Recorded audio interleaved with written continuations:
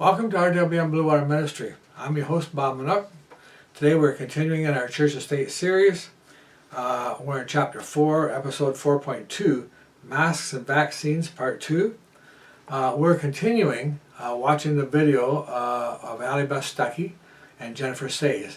This is the last half of that conversation. Let's get right to it. Okay, I want to talk about. I do want to talk about your book, which is amazing. But I want to talk about these studies that were recently published. One by NBC, the other one I saw published by Fox News. But they're studies that are just kind of being talked about in those outlets, and your response to them. First, let's talk about this mask study. This was the first one. This is the first one that I saw. This is actually from Reason, and this came out at the beginning of February. Interestingly, Reason.com says 12 trials in the review, 10 in the community, and 2 among healthcare workers found that wearing masks in the community probably makes little or no difference to influenza-like or COVID-19-like illness transmission. Equally, the review found that masks had no effect on laboratory-confirmed influenza or SARS-CoV-2 outcomes. 5 other trials showed no difference between one type of mask over another. Other studies that have tried to uncover the efficacy of mask requirements have tended to compare one municipality with another without taking into account relevant differences between groups. This, of course, is what David Zwig, he wrote for The New Yorker a while ago, I think in 2021. And again, this is someone who probably considers himself on the left, saying, you know what, even these CDC studies saying that masks are so great in schools, once you dig into the studies, they don't actually prove that because they don't take into account all the other factors. And this was one of the things that you talked about, of course, we've talked about on this podcast, that forcing kids to mask or daycare workers to mask is actually going to have more negative consequences than positive outcomes. And again, people are called crazy conspiracy theorists, anti-science, MAGA zealots or whatever for questioning this. And yet here we are yet again, studies showing that that's actually true. Yeah, the study you're referring to is the Cochrane. It was called the Cochrane study, and it's actually a meta-analysis of 78 studies, randomized control trials that have been done on masks. So there's not a new study in there. It just sort of puts together the 78 studies that includes 1 million people. And in all 78, as you just indicated, there was no discernible impact from mask wearing on adults in the community. So why we would think if adults, and of course, the response from public health at this point, and Rochelle Walensky, is, well, they're just not wearing them right. Well, if in 78 studies, if it doesn't work in real life, and it doesn't work, it's like telling somebody if you eat only broccoli for the next year, you'll lose weight. But if the person can't do that and eat only broccoli, then that's not an effective dieting strategy. So it matters that in the real world, it doesn't work. And the only place that it ever, quote unquote, worked was in models, which are imaginary, and in a lab with mannequins. Well, that's not real. That's not a randomized controlled trial. And the onus was always on the CDC and public health to prove that an intervention worked before making us do it, because there are harms. And, I have 4 children. I know that my children, when they were 2 years old, even up to 4 or 5 years old, they didn't even put their shoes on the right feet. Sometimes they're wearing diapers still at 2 and 3 years old. How do we think they can wear a mask correctly in such a way that even if worn perfectly was going to stop or slow transmission? I mean, it's absurd on its face. And yet a 2-year-old is the one who most needs to see faces, right? They're learning to talk, they're learning to emotionally connect.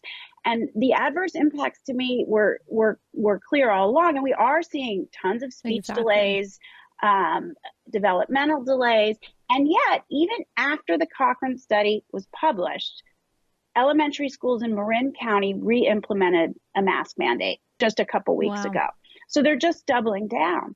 It's just, it's like, the science now is just, a tagline, and you pledge your allegiance to the science by wearing a mask. It doesn't matter if it works or not. And if you don't want to wear a mask, then you reveal yourself as, of the other side. It's like, I know everyone's heard of virtue signaling, and it is kind of virtue signaling, but I think maybe an even more accurate description of what it is empathy signaling. It's like, I'm signaling my empathy by wearing a mask or encouraging people to wear a mask or saying the right thing, posting the black square, even if there is no evidence in in my life of me caring about these things or no evidence that this action that I'm doing actually mitigates any risk for anyone. At least I'm signaling empathy. At least I'm quote unquote doing something.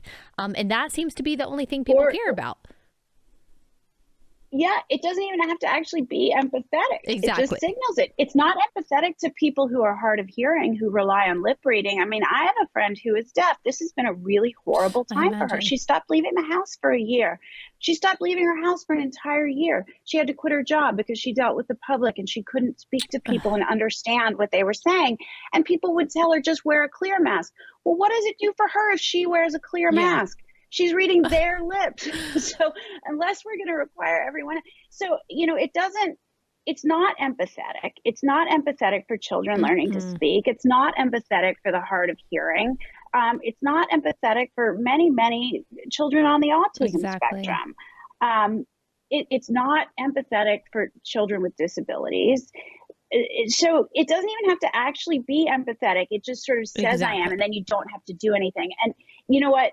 It's not that different from woke capitalism, right? Like if you buy a t-shirt with a rainbow logo on it, you say I'm aligned with equality and the LGBTQ community, but you don't actually have to do anything. You just spend $12 on a t-shirt. Yep.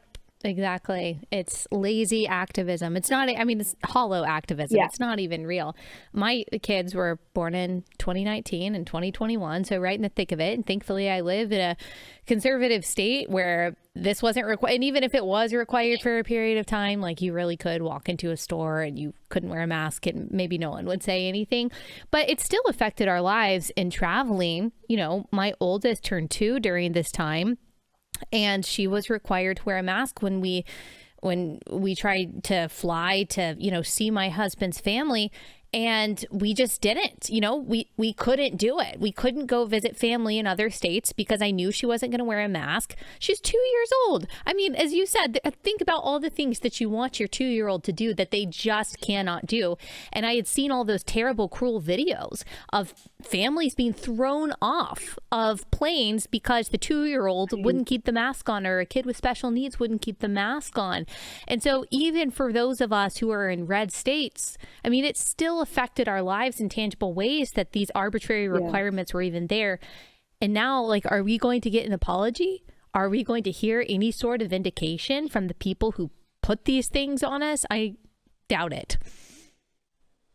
Yeah, I don't expect an apology anytime soon. One of the things that is striking that's happening right now, which you alluded to earlier, is there is acknowledgement of the harms at this point. So there's acknowledgement that learning loss is actually real, and that it's impacted low-income children, Black children, and brown children the most, which is what I had said would happen from the beginning. There is acknowledgement of the mental health impacts, that kids, teenage girls in particular, are depressed and anxious in greater numbers than we've ever seen before, which again was totally predictable. What there isn't is any desire to hold anyone accountable. And that's what I will continue to push for, because these were policy choices. Let's be clear. The way that it's written about at this point is, well, COVID did this to our kids. Right. No, COVID didn't do it to our kids. The restrictions that were policies put in place by Democratic leaders, like my former governor, Gavin Newsom, as well as, public health bureaucrats, the CDC, these are policy choices that were made. And there were leaders that made different choices all across Europe. There's not another country in the world that masks 2-year-olds. Not another country in the world. Right. And then you have, of course, red states where schools all open by the fall. And the outcomes were no worse. In some cases better, in fact, when you normalize for age, et cetera. When we look at Florida, the outcomes in Florida and California are exactly the same when you normalize for age. Obviously, Florida has a large elderly population.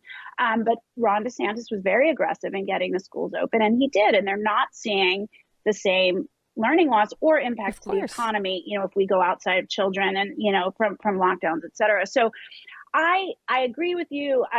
We will not get an apology. In fact, there are pleas for amnesty, because the rationale, and I'm sure you saw the piece in the Atlantic pleading for amnesty, the rationale there being, well, we didn't know, it was the fog of war. Good people, maybe didn't make quite the right decision, but they did it for the right reasons. Whereas the implication in the piece is that people like me are bad people advocating for the right thing for the wrong reason. So I'm still a bad person. So I deserve no amnesty.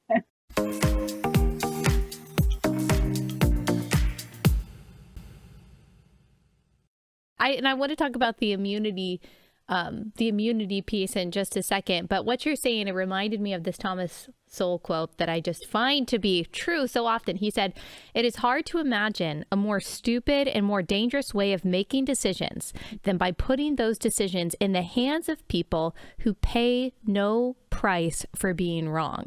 And I would add to that, who actually get paid for being wrong. Fauci, Walensky, all of these public health ministers that are making these decisions, not only will they not get fired, will they not be held accountable for making decisions that had such terrible consequences on so many vulnerable populations, but they will actually probably fail upward because of it. Oh, yeah. That's a really bad way of Randy making Weingarten, decisions. too. Yeah, I mean, I have nothing to add. I couldn't agree more. You know, the heads of the teachers' unions harm children. Oh, yes. Randy Weingarten was very vocal and, took her platform wherever she could to insist that schools stay closed, and colluded with the CDC to keep them closed when they were going to make recommendations that would have allowed them to open. Yep. Rachel Levine did the same thing in Pennsylvania and then got into the Biden administration. Okay, I want to hear your commentary on this NBC report that says immunity acquired from a COVID infection is as protective as vaccination against severe illness and death. Study finds infection-acquired immunity cut the risk of hospitalization and death from a COVID reinfection by 88% for at least 10 months, the study found. This is something else, Jennifer, that I heard was a wild conspiracy theory. I saw headline after headline that this was a right-wing conspiracy theory, that there is no such thing, Rochelle Walensky said, CDC director, as natural immunity. What's your take? It was a lie from the outset. It was obvious it was a lie. Is that true for any other disease? Right. If you've had measles, you have antibodies and you have immunity. Now, COVID operates differently. It's a little more like the flu. You can get the flu and then you can get it again the next year or the next year. There is no 100% immunity. But that was a lie in service of vax uptake. It was a uptake. It was a lie in service of vaccine passports. It was a lie in service of big pharma. Because at this point, almost everybody in the country and the world has had COVID. And if they had to acknowledge natural immunity, they wouldn't sell as many vaccines. It's really that simple. This is from The Lancet. The study is titled Past SARS-CoV-2 Infection Protection Against Reinfection, a Systematic Review and Meta-Analysis. The analysis showed that protection from past infection to any symptomatic disease was high for ancestral alpha, beta, and delta variants, but was substantially lower for the Omicron BA1 variant. So I'll link it in the description of this episode. People can go read it for themselves if they would like to. The point is, I didn't expect for everyone, including the so-called scientific community, to know all of these things at the outset. What I did expect or hope for was a little bit of humility and a little less cruelty towards people saying, that just doesn't make a whole lot of sense, and the risks to some of these measures seem to outweigh the benefits, so let's pump the brakes. And that's what we didn't see. I mean, you lost your job because of it, and I don't think you're going to be getting reparations anytime soon. No, I don't either.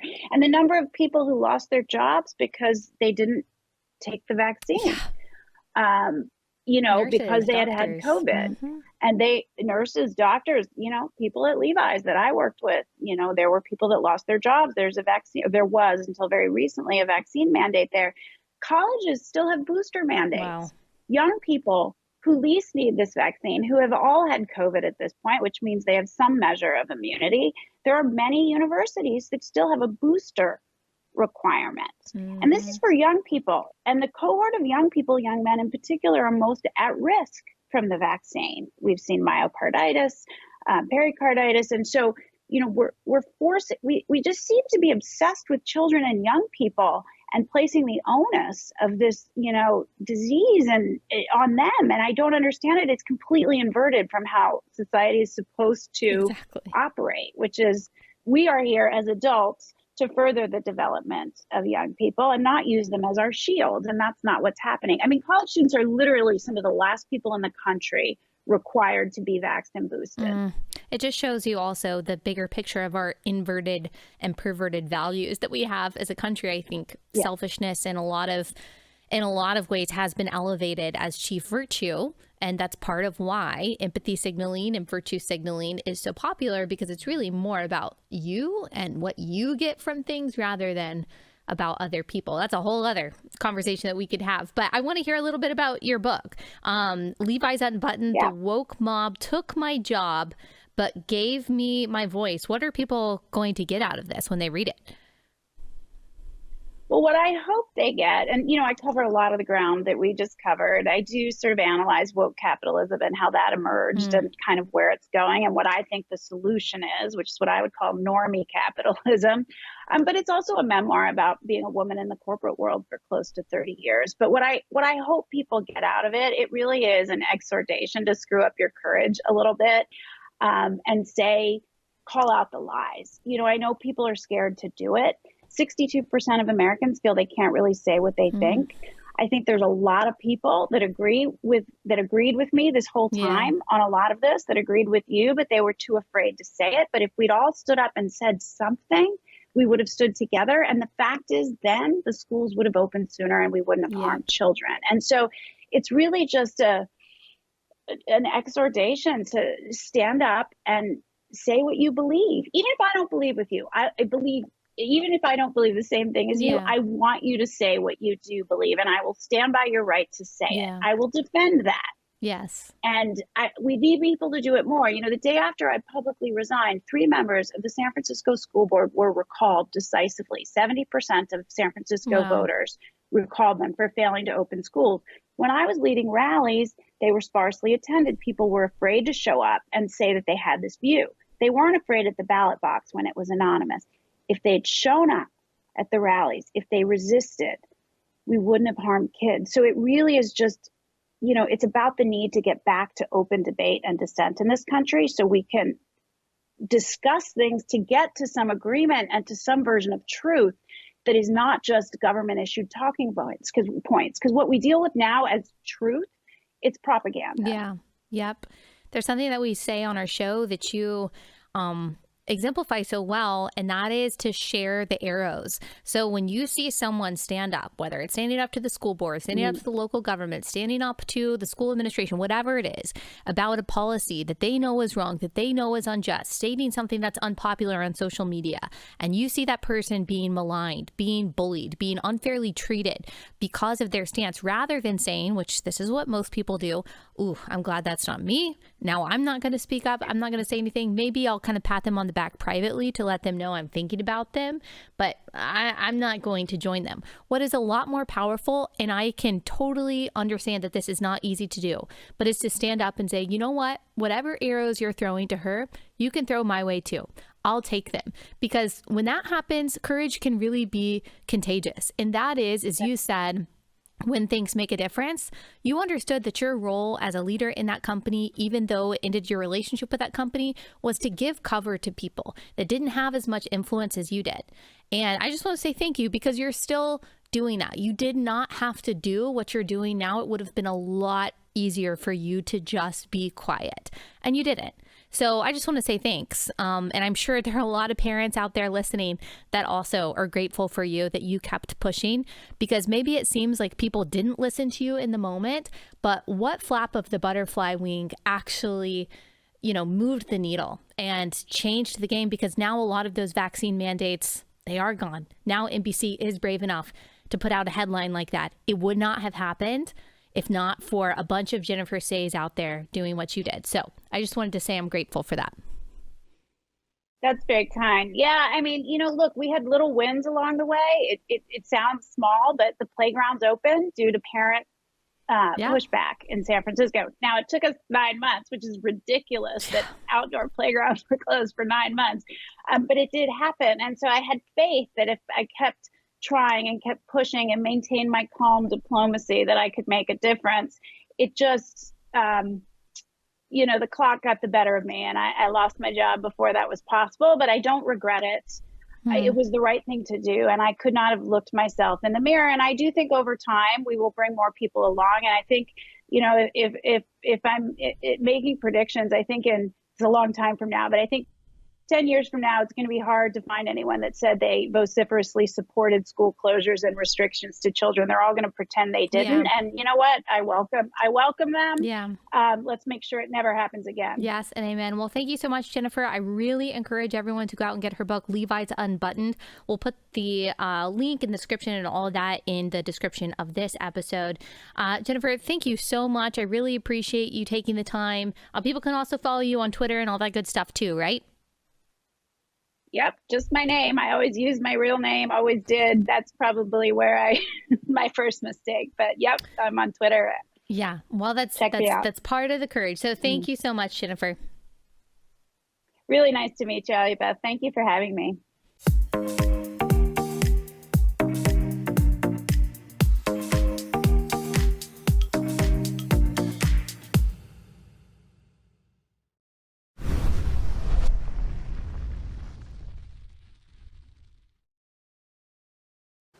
So the apologists are pleading for amnesty for those who inflicted all the restrictions on society because it was a novel virus. But the scientists have been studying airborne viruses for many decades. There are things that they knew. In the beginning, they told us that the most vulnerable to COVID were the elderly and those with compromised health. And they told us that masks were of no use. But then they changed their minds. Watch for our next episode in the Church and State series, episode 4.3.1, Masks and Vaccine Effectiveness, part 1. If you enjoyed this message, hit the like button. If you want to see more, subscribe. This is Bob Manuck from RWM Blue Water Ministry, declaring blessings on you and yours till we meet again. Amen.